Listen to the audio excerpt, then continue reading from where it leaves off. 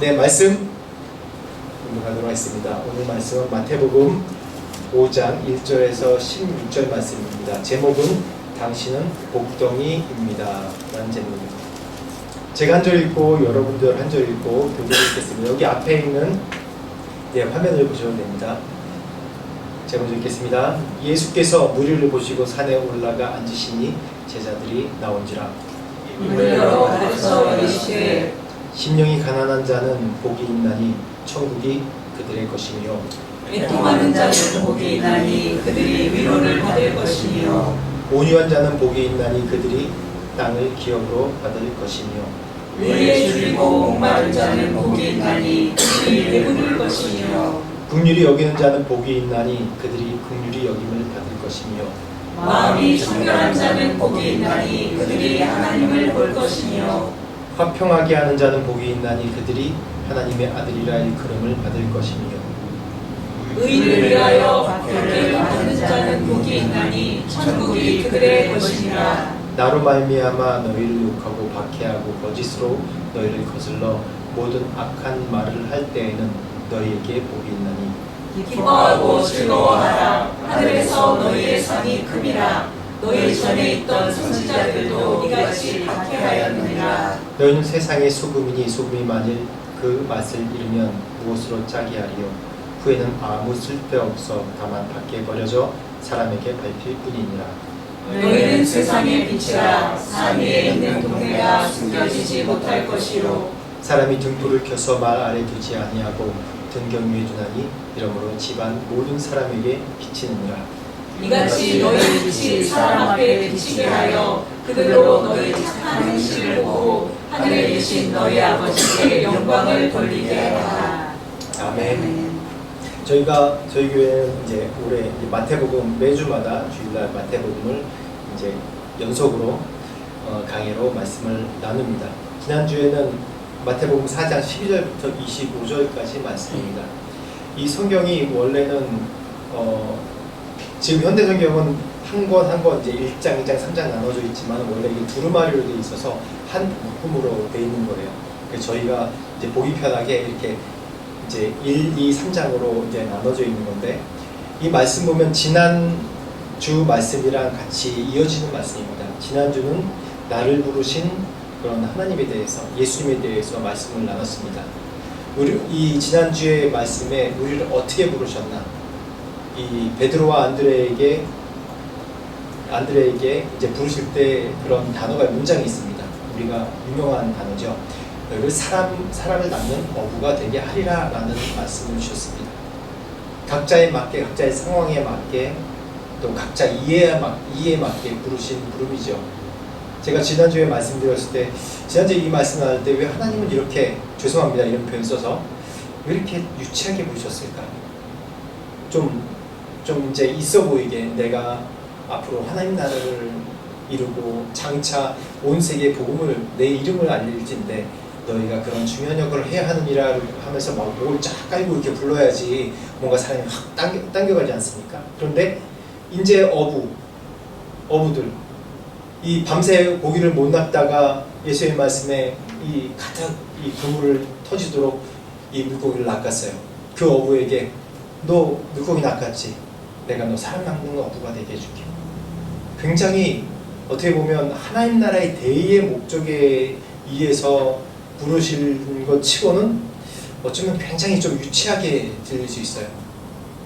그렇게 들릴 수 있지만 만약에 예수님이 그 모든 12제자 한 명 한 명 부르실 때 이런 큰 대의, 제가 말씀드린 것처럼 약간 목소리 깔고 하나님 나라를 위해서 장차 2000년 후에 나의 나라가 도래할 것이니 그러면서 이런 식으로 얘기하면 뭔가 이제 율법 학자 같기도 하고 그러면서 이제 다 끌려오지 않을까요?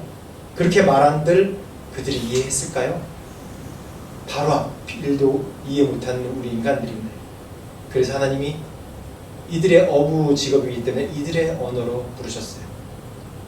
각자의 우리의 상황에 맞게 우리의 부르심으로 부르셨습니다. 저도 그렇고 여러분들도 그렇고 모든 사람이 다 각자 다르게 부르셨어요. 어떤 사람은 교회 나오면 부자 된다고 해서 나왔던 분들도 있대요. 어느 전원 간증 들어보면. 근데 진짜 부자 됐대요. 근데 부자 됐지만은 큰 고난을 통해서, 어려움을 통해서 진짜 예수님을 만났다고 고백하면서, 아, 내가 돈 버는 이 직업은 제 직업인데 이게 중요한 게 아니라 하나님 나라를 위해서 봉사하고 헌신하는 게, 그래서 모든 것을 하나님 나라를 위해서 맞춰진 그런 삶을 살았다는 간증도 들어봤습니다. 각자 부르심이 다릅니다. 이러한 부르심으로 이 제자들을 부르셨어요. 제자들을 하나하나 모으셨습니다. 그리고 예수님께서 그 다음에 이제 4장 마지막 부분에 보면 어떻게 복음을 전하는지에 대해서, 어떻게 예수님께서 이 땅에 오셔서 어떤 사명으로, 어떤 사역을 하시는지 보여주셨어요. 우리가 잘 알죠? 가르치고 복음을 선포하고 또 치유하는 사역을 하셨어요. 이런 사역이 뭐냐면 요즘 말로 어떤 빌드업이냐면 십자가에 못 박혀 돌아가시는 그런 의미에 대해서 이 세상 사람들에게, 아직 예수 그리스도를 모르고 어떠한 구원으로 구원받지 못한 그런 사람들에게 보여주시고 증거를 보여주시려고 하나님의 기적을 베푸시고 때로는 희생하시고 또 말씀으로 계속 가르치신 장면입니다. 가르치시고 또 선포하시고 또 치유 회복하신 그런 장면으로 4장 마지막 절까지 나옵니다. 그리고 나서 오늘 이 말씀, 우리가 잘 아는 산상수훈이라고 얘기하는 팔복에 대해서 말씀을 하셨어요. 즉 다시 좀 개론적으로 얘기하면 5장부터 7장까지 말씀은 어떤 말씀이냐면 산상수훈, 그러니까 우리 그리스도인으로서 어떤 정체성으로 살아가야 될지에 대해서 예수님께서 제자들에게 또는 지금 있는 우리 모든 그리스도인에게 말씀해 주신 내용입니다. 그래서 이 복에 대해서 이 제자들을 가르치실 때 복에 대해서 가르쳤어요. 이 복이 무엇이냐? 새로운 복이에요. 새로운 복, 완성된 복. 이전에 알고 있던 그런 복이 아니라 예수님께서 이 복에 대해서 완전한 해석을 해주셨어요. 예수님께서 이 십계명의 율법을 또 완전하게 성취시켜 주시고 어떤 것이 온전한 것인지 말씀해 주셨지 않습니까? 그렇듯이 이 복도 또한 새로운 복. 여기서 새로운 복이라고 그러면 옛날 복도 있다는 얘기 아닙니까? 우리가 이 복을 어떻게 생각하고 있을까요? 많은 사람들이, 일반적인 세상 사람들이 복에 대해서 생각할 때 어떤 생각일까요? 일반적으로 돈 많이 번다, 또 뭐 아무 사고 없다, 또 건강한다, 뭐 그런 식으로 대충 알고 있지 않습니까? 다 이 2000년 전 이 성경, 지금 예수님이 산상수훈한 이 성경 쓰여질 당시에도 동일합니다. 이걸 굳이 제가 좀 죄송합니다. 약간 어려운 말로 하면 헬레니즘과 유다이즘의 그런 이 사상 간에 서로 다른 개념이라고 얘기할 수 있습니다. 간단하게 얘기하면 어떤 거냐면, 헬레니즘 그러면 방금 제가 얘기했던 것처럼 눈에 보이는 부, 눈에 보이는 잘된 것, 행운, 그리고 또 이 마음적으로는 안정과 평안함, 근심 없는 그런 상태를 복이라고 얘기를 합니다. 이 헬레니즘은 그때 우리가 그리스 신화 보면 알지 않습니까? 많은 신들이 있어요. 많은 신들이 있어서 자기의 평안을 빌려면 이 신한테 가고 요 신한테 가고 그러면서 이제 자기가 그걸 통해서 평안을 찾았다고 얘기를 합니다. 제가 인도에서 오랫동안 선교를 했습니다. 우리 김정식 목사님, 사모님도 오랫동안 저를 봐오시고 저의 한참 선배님이라서 저도 항상 조언을 구하고 그랬는데, 인도에서 저희 아이들 어렸을 때 이제 처음 학교를 보냈는데, 학교가 힌두이즘을 가르치는 학교가 아니라고 제가 들어서 저희가 그렇게 교장 선생님 말해서 이거는 그런 종교를 가르치지 않는구나 그래서 애들을 보냈어요. 우리 첫째를 보냈습니다. 우리 찬양했던 우리 박지성 형제가 이제 우리 첫째인데 보냈어요. 보냈는데 뭔 시를 이제 읽는다는 거예요. 아침 이제 매일 조회 시간에 모여서. 근데 그걸 알고 보니까 무슨 12행성 신에게 뭐 바치는 노래 부르면서 그런 시를 애들 외우는 거예요. 그래서 우리 지석이는 그런 안 따라했대요. 그래서 그 얘기를 집에 들은 거예요. 그래서 항의차 컴플레인 하려고 방문을 했어요.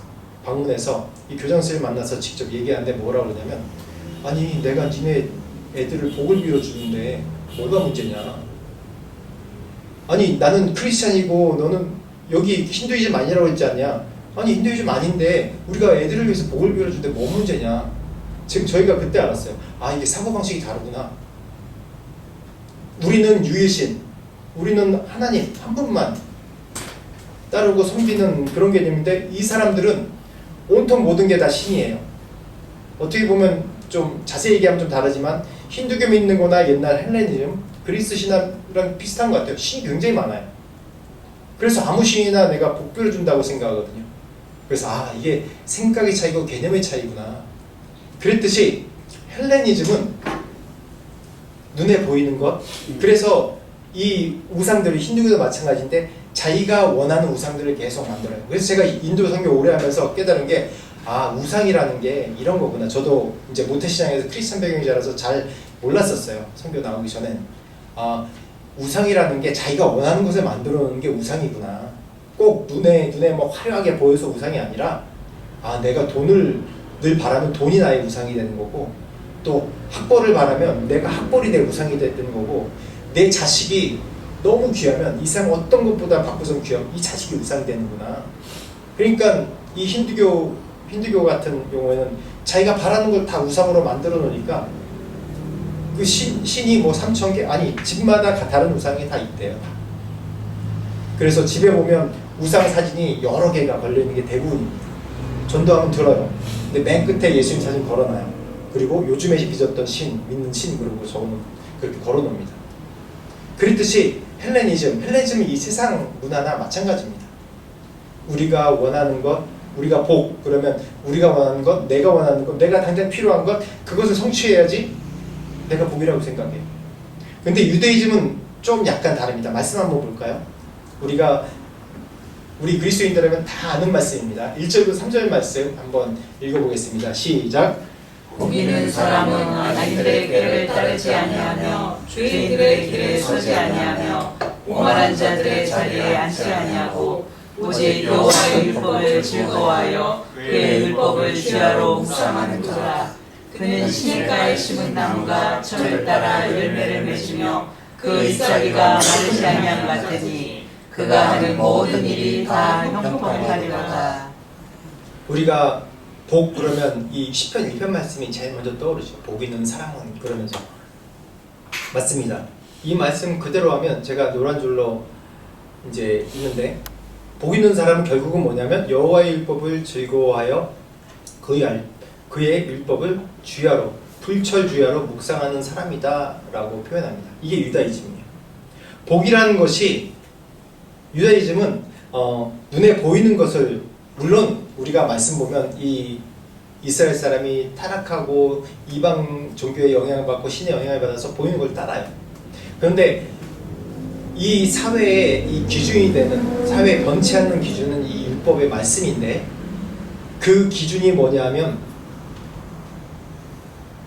내 내면에 주시는 말씀으로 내 내면에 주시는 깨닫게 함과 그 안에 즐거움이에요. 쉽게 말하면 율법을 즐거워한다는 게, 이 말씀만 갖고 즐거워할까요? 누가?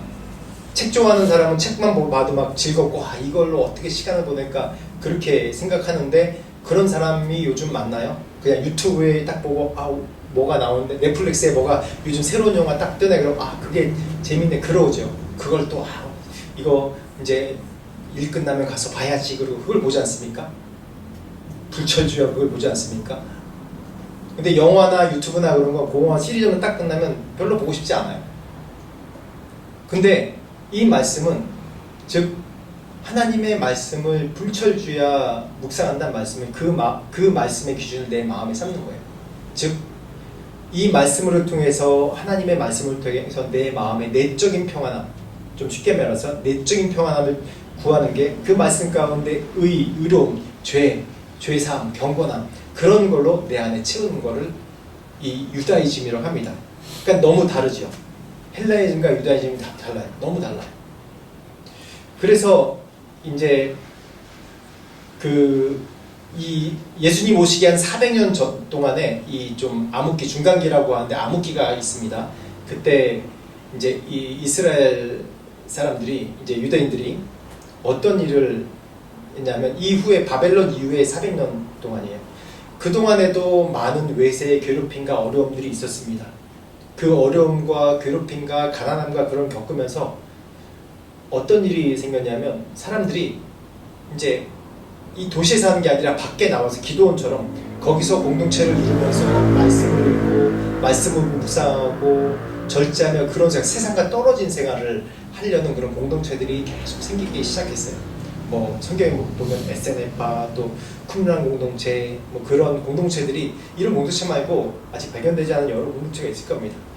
그래서 세례 요한이 어려서부터 뭐라고 하냐면 빈들에서 자랐다고 그랬어요. 세상과 이 분리돼서.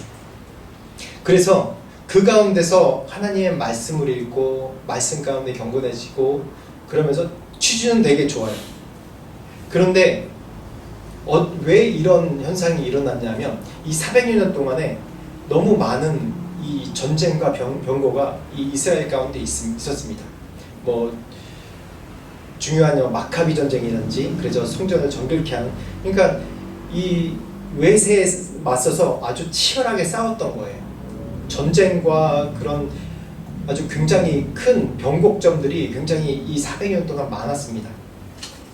그래서 이 사람들이 이 말씀을 지키기 위해서 얼마나 노력했냐면 이럴 때일수록 하나님 말씀을 지키고 말씀을 살아내는 게 정말 중요하다. 이 어느 나라든 사람이든 보면 그 사람이 위기에 처했을 때 가장 힘들 때 내 안에 근본 이 뭐인지 드러나요.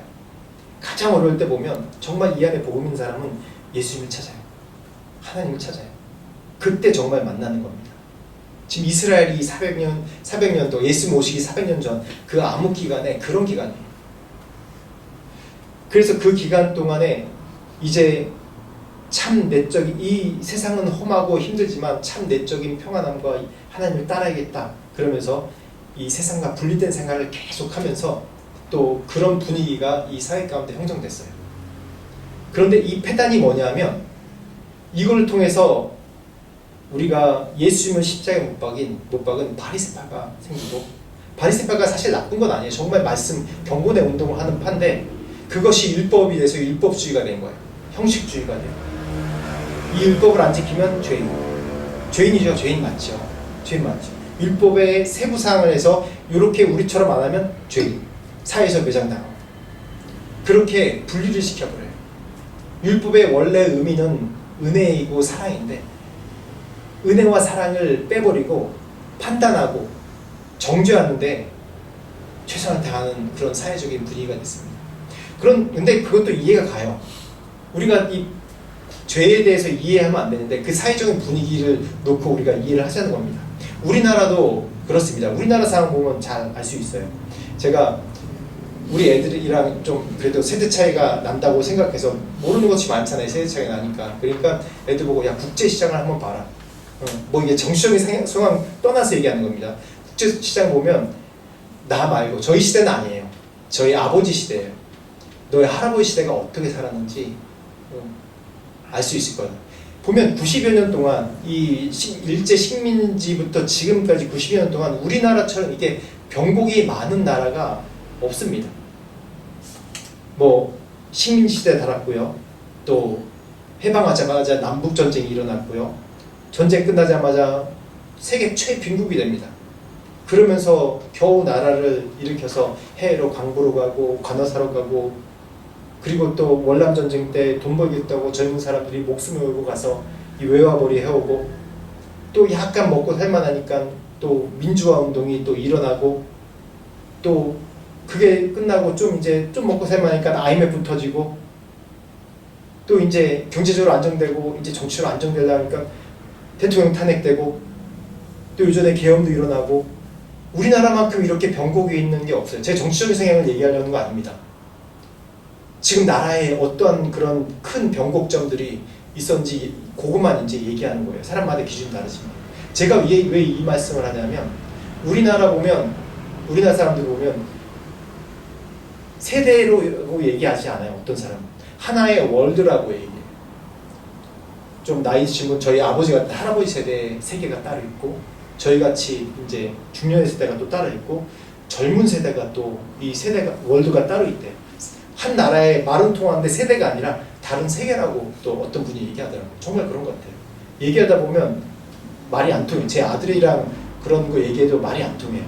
서로 달라요. 다. 왜 이런 현상이 일어났을까요? 제가 얘기하는 건 인간 세상은 이런 큰 변곡점, 전쟁이나 또한 이런 나라의 큰 소요가 있으면은 그 자기가 사는 상황에 소요가 있으면은 생각이 바뀌어버려요. 저도 저희 아버지를 막 토론하는데 생각을 바꿀 수가 없어요. 아버지 저의 생각을 바꿀 수가 없고 저도 우리 자식의 생각을 바꿀 수가 없어요. 그래서 하는 얘기는 우리는 하나의 공동체지 않습니까? 예수 그리스도 안에서 한 형제자매지 않습니까? 기도하자. 그리고 끝나는 말이 끝나거든요. 항상 하나님께서 하실 거야. 이거 싸우면 안 됩니다. 정신적 성향이 다르다고. 결국 우리가 믿는 건 하나님 아닙니까? 빨갛든 노랗든 파랗든 상관없이 하나님이 우리 시대를 역사하시고 시대를 이끄시는 것 우리가 인정하고 그걸 믿고 따르는 거 아니에요. 그래서 제가 이 말씀 드리는 거는 이 지금 이스라엘 시대 때 이 말씀 복에 대한 개념에 대해서 개념을 잡을 때 이때 상황에 바리새인이 탄생한 그런 이 시대적인 이 우울한 상황 때문에 제가 이 말씀을 드린 거예요. 이스라엘은 400년 동안 계속 억압받습니다.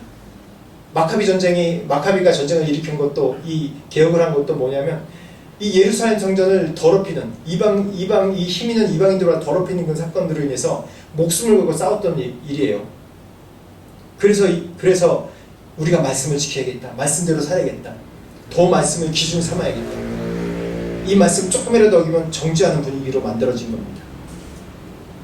그래서 이 복에 대해서 예수님께서 다시금 새롭게 정립해 주신 겁니다. 그 다음 말씀 한번 읽어보실까요?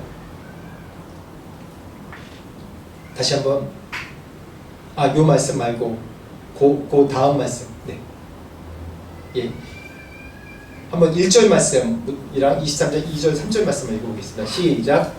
예수께서 우리를 보시고 산에 올라가 앉으시니 제자들이 나아온지라 서기관들과 바리새인들이 모세의 자리에 앉았으니 그러므로 무엇이든지 그들이 말하는 바는 행하고 지키되 그들이 하는 행위는 본받지 말라. 그들은 말만 하고 행하지 아니하며. 네, 제가 요 상황이랑 이 말씀이랑 좀 약간 이제 분리해서 말씀드리면 이 마태복음을 누구를 향해서 썼죠? 유대인들을 향한 청중이 유대인들입니다. 그래서 이 말씀 볼 때 이 현재의 상황은 이 앞에 어떤 상황이냐면 많은 군중들을 먼저 부르는 게 아니라 이 말씀대로 하면 산에 올라가 앉으시니 그랬을 때 제자들이 앞에 나오는지라. 제일 처음은 진짜 리얼 이 예수님께서 이 산상수훈 하실 때 리얼 청중은 누구냐면 제자들이에요. 제자들. 그런데 이 말씀을 왜 산에 올라가 앉으시니 제자들이 나온지라 라고 얘기했냐면 이 청중은 누굽니까? 유대인들에게 예수님이 참 그리스도시고 메시아라는 걸 설명하기 위해서 이 마태복음을 쓴 겁니다. 이 말씀은 뭐냐면 산에 올라가 앉으시니 라는 그 의미는 뭐냐면 마태복음 23장에 보면 모세의 자리에 앉았으니 모세의 자리가 뭐냐면 이 약간 이제 그 가르치는 사람이 이제 앉아서 강독하고 가르치는 거예요. 앉아서 가르친다고 그러면 이 사람들이 이 사람들은 그래도 좀 높은 사람이구나 라는 그런 가르치는 랍비의 그런 위치로 생각한다고 합니다. 유대 문화가. 그런데 여기서 산에 올라가 앉으시니 라는 장면을 이 말씀 가운데 쓴 이유는 뭐냐면 이 예수님이 산상수훈 이 장면이랑 모세가 신에서 올라가서 율법을 받은 장면이랑 같이 매치시킨 장면입니다. 그런 같은 권위를 주는 장면이에요. 그래서 실제로 산은 이게 높은 산이 아니에요. 약간 언덕 같은 데인데 그래서 이 말씀을 통해서 이 모세와 예수님께서 메시아라는 그 권위에 대해서 말씀하시려고 이렇게 한 겁니다. 근데 이 말씀 보면 복에 대해서 여기에 대해서 복에 대해서 이제 말씀을 쭉 하는데 방금 전에 말씀 읽은 그 시편 1편에 나온 복 있는 사람은 악인의 죄를 쫓지 아니하며 라고 나오는 복의 근원, 복에 대해서 얘기할 때 히브리어로 얘기하면 뭐 바라크라고 얘기하고 아슈레이라고 얘기해. 이 두 가지 단어인데 이 창세기 12장에 있는 너에게 복이 있을지라 하는 그런 복은 뭐냐면 널 축복한다. 하나님께서 직접 내려주시는 복이에요. 근데 시편에 나오는 복 있는 사람은 악인의 꾀를 쫓지 아니하며 라는 그런 복은 뭐냐면 이 복이 내 안에 내주되어 있는 복을 얘기하는 겁니다. 즉 이 단어적으로만 얘기하면 행복한 사람, 내가 복을 받고 있는 받아서 있는 사람의 상태를 표현할 때 이 복 있는 사람이라는 그런 단어를 쓰는 거예요. 다시 얘기하면 이걸 지금 오늘 이제 복음자는 이제 원래는 이 말씀이 한 절 한 절이 한 주 한 주 설교 제목입니다. 근데 이 마태복음 전체를 제가 계속 나가야 되기 때문에 이 개념만 이제 설명하고 나중에 주제로 말씀 나중에 나눌 게 있을 때 하나하나 또 설명할 겁니다. 오늘 한다는 말씀이 아닙니다.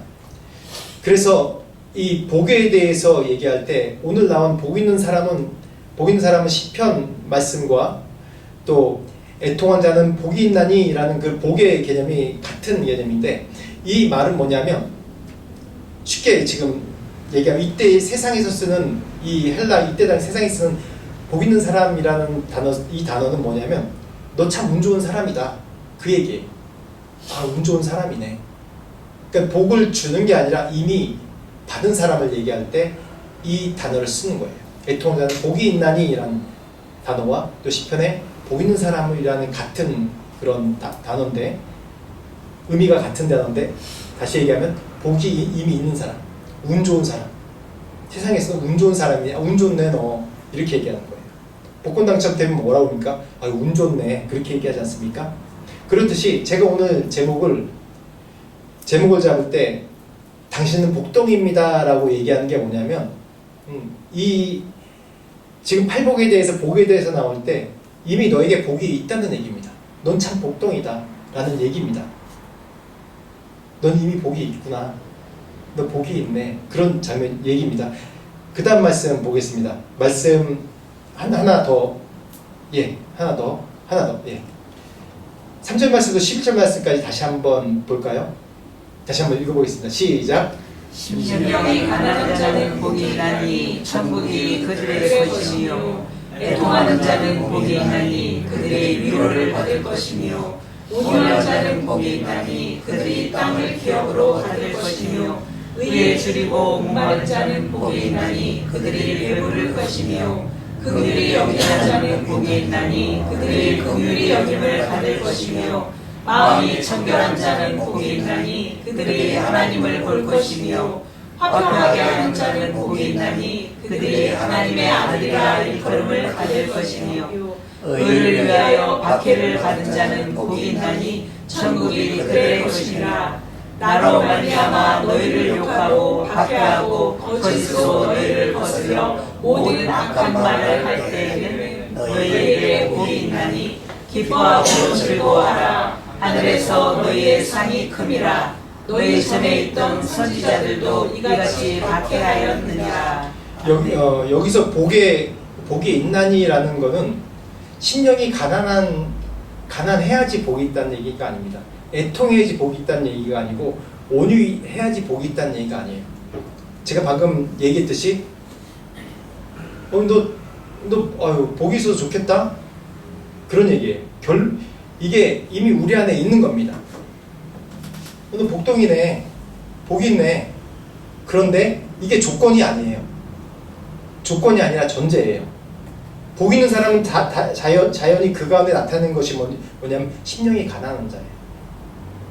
늘 이 세상 것보다 하나님께 대해서 늘 갈급하고 늘 하나님 앞에 부족하고 주님 늘 채우십시오. 주님을 의지한 자예요. 복 있는 사람은 자연스럽게 애통하는 겁니다. 이 세상을 향해서 예수님의 눈으로 예수의 마음으로 이 세상을 바라보기 때문에 애통할 수밖에 없어요. 복 있는 사람, 이미 복을 받은 사람이에요. 우리는 복 있는 사람은 마음이 온유해요. 이 온유는 간단하게 얘기하면 훈련된 온유입니다. 원래 마음이 부드럽고 착한 게 아니라 세상에 원래부터 착한 사람 아무도 없어요. 아무도 없습니다. 가장 이제 교회 와서 제가 뭐 아무것도 아니고요. 그런 사람 가장 조심해야 돼요. 전 잘 모릅니다. 이런 사람 가장 조심해야 돼요. 그게 정직한 게 아니거든요. 정직한 거는 제가 새벽 기도할 때 계속 말씀 나눴는데 나의 연약함을 드러내는 게 정직한 자고 온유한 자가 되는 겁니다. 우리 그리스도 안의 몸의 공동체가 그래요. 몸의 공동체가. 왜냐하면 내가 잘 몰라서요. 그러면서 자기 일부러 낮추면서 뭔가 자기의 의로움을 나타내는 경우가 많아요. 안 그런 경우도 있지. 제가 너무 단편적으로 얘기해 죄송합니다. 근데 이 교회 공동체에서는 정말 중요한 게 자기의 온유함이 뭐냐면 내가 하나님의 이런 도우심 없이는 못 사는 사람이라는 걸 자랑하는 거예요. 내 결과를 자랑하는 게 아니라 내가 이래가지고 내가 성공했다 자랑하는 게 아니라 내가 이런 사람이라서 하나님의 도우심이 필요합니다. 그걸 자랑하는 게 바로 온유입니다. 그래서 온유라는 건 훈련된 자. 이 모세가 온유함의 지면에 승한 자라고 했는데 이 온유도 훈련된, 절제된 그런 온유를 온유라고 얘기해요. 의에 주려 목마른 자? 우리가 뭐에 목마르야 됩니까? 하나님의 의, 하나님의 의를 나타내기 위해서죠. 국리력 있는 것, 또 마음이 청결한 것, 화평하게 하는 것, 이 세상 가운데 하나님의 평화를 나타내는 자예요. 그리고 의를 위해 박해받는 자는 복에 대해 박해에 대해서 나와 있어요. 이 자가, 보이는 자가 결국 받을 것들은 뭐냐면 뭘 얘기하려고 그러냐면 이 팔복에 천국을 받는 거예요. 천국. 위로를 받을 것이고 땅의 기업으로 받을 것이고 배부를 것이고 국리력을 받을 것이고 하나님을 볼 것이고 하나님의 아들이라 일컬음을 받을 것이고 결국 처음과 마지막은 천국으로 시작해서 천국으로 끝나요. 이런 자는 천국을 받는데요. 너 복이서 좋겠다?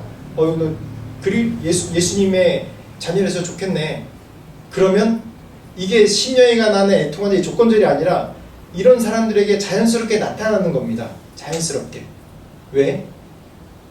내가 예수님을 따르고 예수님의 자녀가 된 사람은 그에 맞게 행동을 하고 결정을 하고 사고를 해요. 지난주에도 그랬죠. 예수님께서 제자들을 부르신 건 사람의 낚는 어부가 되게 하리라 라고 얘기할 때 처음에 복음 선포하실 때 하는 얘기가 말씀이 뭐냐면 세례요한도 똑같이 얘기해요. 회개하라. 뭐가 가까워졌다고요? 천국이 가까웠다고 얘기합니다. 회개는 뭡니까? 자신의 죄를 내려놓고 자신의 죄인임을 고백하는 거죠.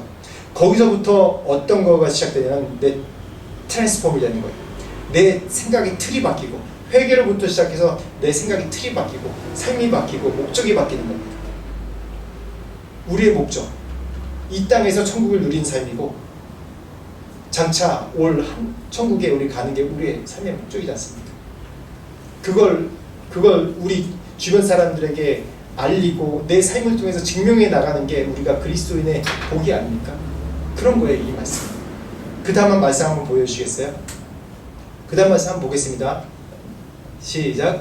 거기서 더 가시다가 다른 두 형제 곧 세베대의 아들 야고보와 그의 형제 요한이 그의 아버지 세베대와 함께 배에서 그물 깃든 것을 보시고 부르시니 그들이 곧 배와 아버지를 버려두고 예수를 따르니라.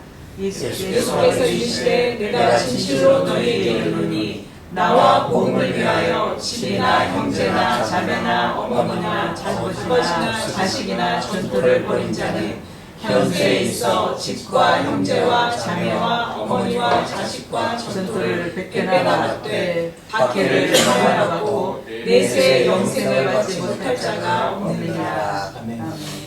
이게 복 있는 자의 모습입니다. 복 있는 자.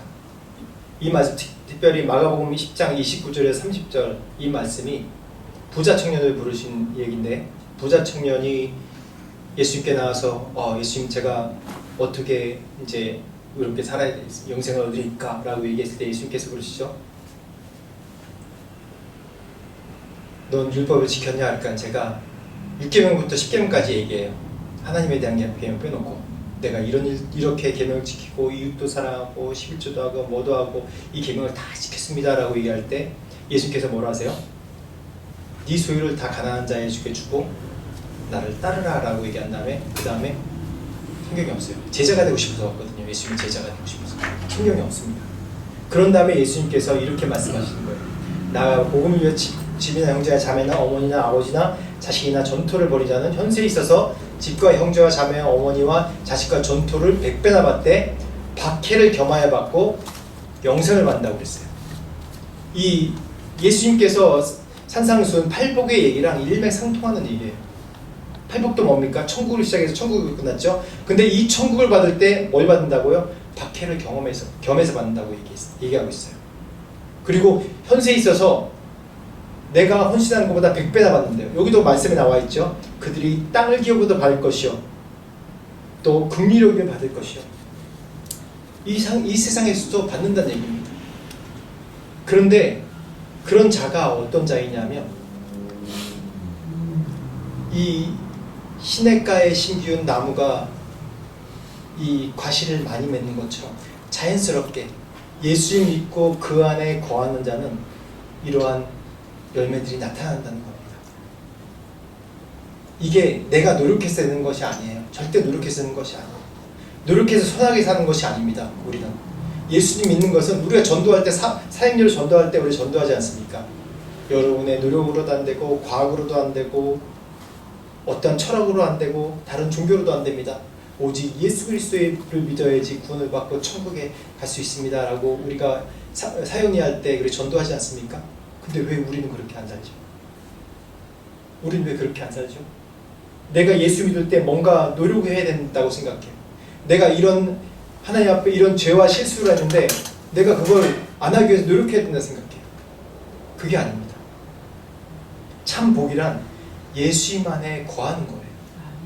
예수님 안에 거할 때 자연스럽게 내가 애통하게 되고 내가 심령이 가난하게 되고 내가 의에 목마르게 되고 긍휼적인 자가 되고 화평케 하는 자가 되고 내가 박해가 왔을 때 그것을 감사하고 이길 수 있는 그런 자가 되는 겁니다. 내 노력으로 되는 거, 이 복은 내 노력으로 되는 게 하나도 없습니다. 팔복을 들을 때 내가 심령이 가난하겠다 그렇게 노력하지 마십시오. 절대 안 됩니다. 교만이 됩니다. 애통해야 되겠다 그렇게 하지 마십시오. 예수님 안에 거하십시오. 예수님 안에 거한 자가 복덩입니다. 여러분 예수님 안에 거하고 계십니까? 거하기 소망하십니까? 아멘. 결정하고 지금 기도하십시오. 우리 함께 기도합시다.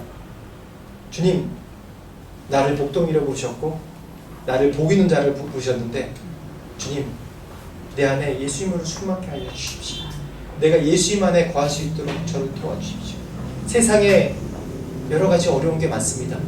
내가 해결해야 될 것도 많고 내가 뭔가 노력해야지 이게 끝날 것도 많고 그런 것이 많은데 하나님 그것조차도 내가 내려놓습니다. 왜요? 하나님께서 온 세상을 창조하시고 지금도 운영하시기 때문에 하나님 내 이런 모든 문제 주님께서 해결해 줄 줄 믿습니다. 하나님 저는 복동이기 때문에 제가 이 세상에서 복을 받고 영생의 복을 받을 줄 믿습니다. 다시 한번 그래서 내 마음과 생각과 고민하는 것 다 주님께 맡겨드린다고 고백하고 주님 안에 거하게 하십시오. 평안해 주십시오. 라고 우리 같이 함께 우리가 기도하시겠습니까? 같이 기도합시다. 하나님 아버지 감사합니다. 하나님 복 있는 자라고 저에게 말씀하시고 하나님 복을 누리는 자라고 말씀하시고 시냇가에 심기운 자라고 말씀하시는데 하나님 은혜를 주시옵소서. 은혜를 주셔서 저는 참으로 그러한 조건과 그러한 상황이 되지 않는 연약한 자이고 늘 죄 가운데 살 수밖에 없고 늘 실패와 주민 뜻대로 살려고 하고 늘 좌절과 고난 가운데 굴복하고 합니다. 하나님 용서하여 주시옵소서. 그렇지만 하나님 나의 모든 걱정, 생각, 하나님 나의 연약함 다 주님 앞에 맡겨드립니다. 오히려 주님 앞에 나의 연약함을 자랑하고 나의 실수를 주님 앞에 자랑합니다. 하나님 주께서 나를 복 있는 자라고 말씀하셨사오니 제가 주님 안에 거할 수 있도록 도와주시옵소서. 내가 예수님 안에 거하게 도와주시옵소서. 내가 모든 것 내놓고 주님 안에 거하게 원합니다. 예수님 안에 거하기를 걱정합니다. 하나님 저를 축복하시고 하나님 이 땅에서 예수 그리스도의 마음으로 하나님 한 자로 살게 하시고 5년자로 살게 하시고 하나님의 주님의 긍휼이며 마음이 존경하며 평안한 자로 살게 하시옵소서. 하나님 이 세상 살면서 복을 받지만 박해와 고난이 있을 때 그것까지도 주님 앞에 올려드리고 감사하며 찬송할 수 있도록 도와주시옵소서. 하나님 감사합니다. 하나님 아버지 감사합니다. 오늘 우리를 복덩이로 말씀하시고 우리를 복 있는 자라고 말씀하셔서 감사합니다. 우리가 예수를 믿겠다고 고백하고 또한 예수님의 자녀가 되겠다고 고백하는 그 즉시 우리가 주님의 자녀가 되고 또한 복을 이미 소유한 자가 된 줄 믿습니다. 하나님 그렇지만 늘 우리 삶의 고난과 역경을 통해서 사단이 우리를 복이 없는 자라고 늘 속이고 참소를 합니다. 하나님 우리를 속이는 모든 사단의 세력들 떠나가게 하시고 우리를 복 있는 자로 부르셨사오니 이미 복을 소유한 자로 부르셨사오니 우리가 이 세상에 살면서 주님 안에서 누리게 하여 주옵소서. 그래서 내 고민, 고난, 걱정, 근심 다 예수님께 올려드립니다. 나의 모든 무거운 짐 주님께 드립니다. 맡으시고 담당해 주시고 참된 복을 누리는 삶으로 살 수 있도록 은혜를 주시옵소서. 늘 우리는 눈에 보이는 복을 쫓으려고 합니다. 그것이 복이 아니라 우상임을 우리가 이 시간에 같이 배웠습니다. 하나님, 우상을 쫓는 자가 되지 아니하고 참 복인 예수를 쫓는 우리 모두가 될 수 있도록 축복하여 주옵소서. 그래서 지금 결단하고 기도한 모든 영혼 가운데 주님 내주하시고 임하셔서 참된 하늘의 복, 영생의 복, 이 땅에서 온연조로 받는 복을 받을 수 있도록 은혜를 베풀어 주시옵소서. 지금 우리 주 예수 그리스도의 은혜와 하나님 아버지의 무한하신 사랑과 성령님의 감화 감동 역사하심이 복 있는 모든 자들에게 영원토록 임하시기를 간절히 축원하옵나이다. 아멘.